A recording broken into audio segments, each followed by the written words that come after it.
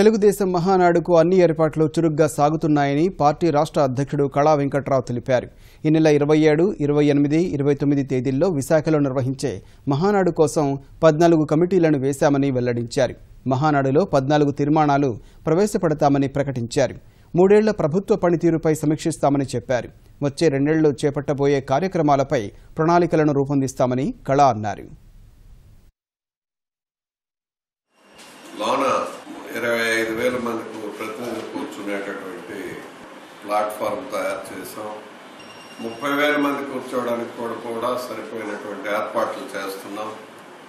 3 రోజులు చర్చలు జరుగుతాయి అన్ని తీర్మానాల మీద. 14 తీర్మానాలు ప్రవేశపెట్టాలనేటటువంటి ఉద్దేశంతో పార్టీ ఉంది. రేపు అమెరికా నుంచి చంద్రబాబు నాయుడు గారు వచ్చిన తర్వాత వీటి మీద ఫైనల్ వ్యూ తీసుకుని తీర్మానాలన్నింటినీ కూడా ఫైన్ ట్యూనింగ్ చేస్తాం.